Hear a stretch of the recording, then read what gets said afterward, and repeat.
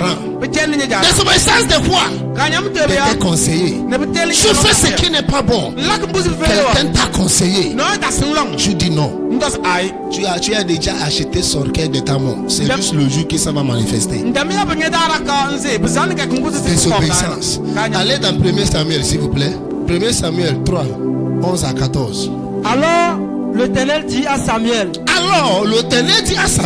Voici je vais faire en Israël une chose qui étourdira les oreilles de quiconque l'entendra. Une chose qui va étonner tout l'Israël, que tout le monde qui va apprendre ça sera étonné. En ce jour, j'accomplirai sur Élie. Je vais accomplir sur Élie, papa de Ophénie et Phinéi. Tout ce que j'ai prononcé contre sa maison. Je commencerai et j'achèverai. Je vais commencer à les punir et je vais accomplir ça. Je lui ai déclaré que je veux punir sa maison à perpétuité. Je lui ai déclaré que je vais punir sa maison à perpétuité. À cause du crime dont il a connaissance. À cause du crime dont il a connaissance. Et par lequel ses fils se sont rendus méprisables. Sans qu'il les ait reprimés. Verset 14. C'est pourquoi. Je jure à la maison d'Élie. Que jamais. Le crime de la maison d'Élie. Ne sera expié. Ça veut dire que ça là, on n'est pas pardonné ça. Il y a certains péchés qui est impardonnable. Surtout quand tu te consacres quelque chose qui est consacré à Dieu. Tu prends affaire de Dieu comme 10e option de ta vie. Tu ne prends pas Dieu au sérieux. Tu ne prends pas quelque chose appartient à Dieu au sérieux. Quand la colère de Dieu va s'élever, quand il va te faire, il ne considère pas. Il dit que c'est pourquoi je jure à la maison d'Élie que jamais le crime de leur maison ne sera pas expié. Ni par des sacrifices. Ça veut dire que quel qu'en soit sacrifice que leur papa va offrir sur l'autel à cause de ses enfants, pour que leurs péchés soient pardonnés. C'est pas que l'angoisse est ça ne sera pas accepté. À cause de quoi? Désobéissance. Continue. Ni par des offrandes. Ça veut dire qu'il a constaté que le gars là est tellement têtu. Désobéissance. C'est une des raisons pour laquelle les gens ne soient pas bénis. Je peux vous dire quelque chose. Chaque temps je prie, Dieu n'exauce pas ta prière en même temps. Quand je prie, l'exaucement de ta prière vient par instruction. C'est votre habilité d'obéir l'instruction que Dieu t'a donnée. L'exaucement de ta prière. C'est le système que Dieu a placé. Je n'ai jamais vu quand tu vois quelqu'un qui est malade ou bien qui a un problème, on prie en même temps, la personne s'est guérie en même temps. Il a déjà obéi quelque chose. Parce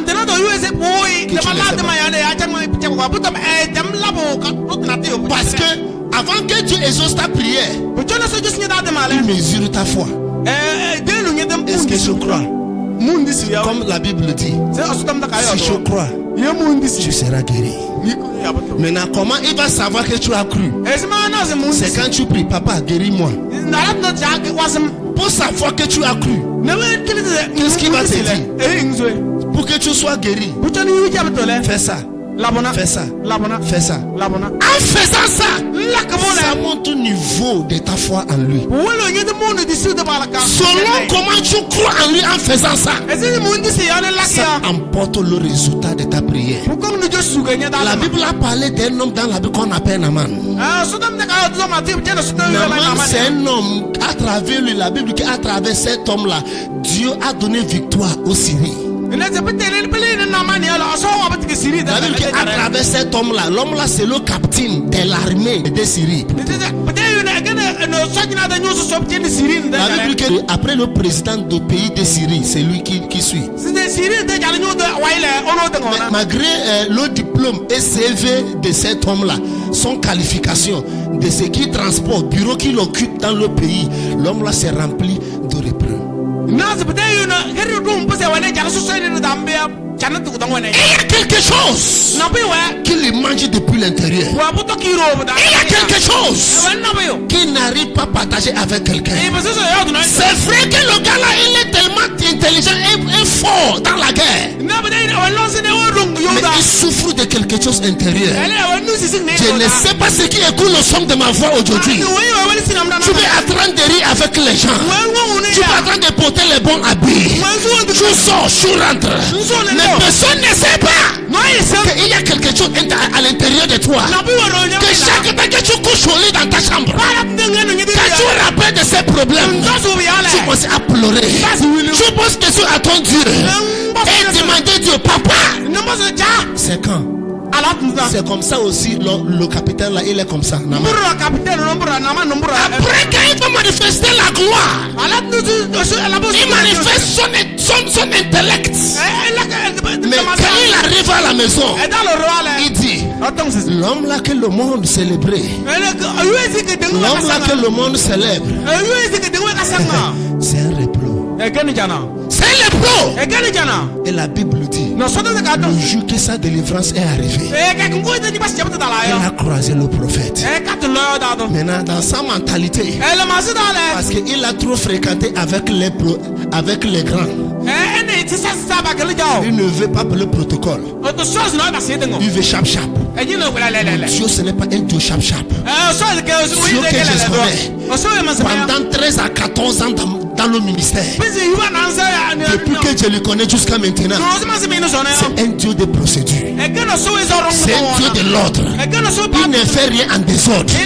C'est un Dieu qui respecte le protocole, c'est un Dieu qui respecte des hiérarchies. La Bible dit, quand Naaman est venu, quand Naaman a croisé le prophète, il espère que le prophète n'a qu'à sortir, étendu sa main et déclarer que tu sois guéri. Mais le prophète n'a pas dit ça. Pendant que Naaman veut venir, on a déjà informé le prophète. Le prophète est en train de prier. Oh mon Père, donnez-moi un mot concernant cet homme Naaman. C'est vrai que c'est un grand, mais donnez-moi un mot seulement qui vient de toi peut changer une femme qui est stérile. Un mot seulement qui vient de toi peut guérir n'importe quelle qualité de maladie. Un mot de Dieu qui vient de toi peut changer l'histoire d'un homme. Un mot qui vient de toi peut faire quelqu'un qui est à la derrière de la vie devenir devant de la vie. Un mot, donnez-moi un mot. Et la Bible dit, quand Naaman est sorti, on lui a dit que Naaman est arrivé. Quand il est sorti en même temps, Dieu lui a dit, il dit à Naaman, sortez-vous, allez dans la rivière de Jordan. Pourquoi qu'il n'a pas vu autre rivière? Pourquoi rivière de Jordan? Parce que rivière de Jordan est sale. Et aussi Naaman aussi est sale. Pourquoi que Dieu a besoin de la saleté pour arranger celui qui est sale? Parce que plusieurs fois, c'est les choses que les gens ignorent, c'est les choses que les gens ridiculent, c'est les choses que les gens rejettent. C'est ça que Dieu a besoin. Rivière de Jordan, personne ne rentre dedans parce que c'est sale. Mais dans les yeux de Dieu, Jordan est vierge. Les gens voient la saleté, mais Dieu voit la vierge. Mais la porte de vierge, c'est rivière. Par rapport à ça, avec la vierge de ces rivières, il va ramasser maladie de cet homme. Et la Bible dit, Dieu a dit au prophète de dire ça à Naaman. Naaman qui veut qu'on n'a qu'à étendre la main déclarée. Ce n'est plus le cas. Naaman s'est irrité. Il dit pourquoi que c'est comme ça? Pourquoi que c'est comme ça? Au lieu de me dire d'aller dans la piscine de Kara, c'est à Pia. Ou de aller à Lomé, piscine de Lomé dans 2 février. Au lieu de me dire d'abord d'aller nager là-bas, ou d'aller nager dans la piscine de l'hôtel Kara, ou dans la piscine de l'hôtel Sainte-Brigitte. Pourquoi qu'il m'a dit d'aller nager dans la rivière Kara? Moi le capitaine, moi un grand comme moi, mais un des son éléments, il lui a dit, maître, écoutez-moi. Si l'homme t'a dit d'aller amener 10 millions, est-ce que tu ne peux pas amener ça? Si l'homme t'a dit d'amener 2 chevals, est-ce que tu ne peux pas amener ça? Si l'homme t'a dit d'amener 10 baskets de fruits de manger, est-ce que tu ne peux pas amener ça? Qu'est-ce qui te fait? Qu'est-ce que ça va vous coûter? C'est juste nager dans l'eau et tu sois pur. Ce qui est bloqué les prières de l'homme là, ce qui devait bloquer sa prière, ça devait être ce qu'on appelle désobéissance. Est-ce que je parle à quelqu'un? Alléluia. Et la Bible dit, quand il a dit d'aller nager, est-ce que ça doit coûter quelque chose? La Bible dit c'est là-bas, Naaman a accepté. Maintenant il est allé dans l'eau pour se nager. Maintenant quand il voulait nager, la Bible dit, quand il est arrivé dans l'eau là, il est rentré premièrement, est sorti. Il n'y a rien. C'est là-bas qu'on teste ta foi. C'est vrai que ta foi est testée. Tu fais encore. Tu sors. Ça peut devenir plus pire. Chaque temps que Dieu va exaucer la prière, il vient avec une instruction. En obéissant cette instruction, ça montre que tu crois en lui. Ça teste ta foi. Certains parmi vous, tu as déjà prié. Dieu a déjà compris. Il a déjà attendu ta prière. Maintenant il t'a mis dans le test.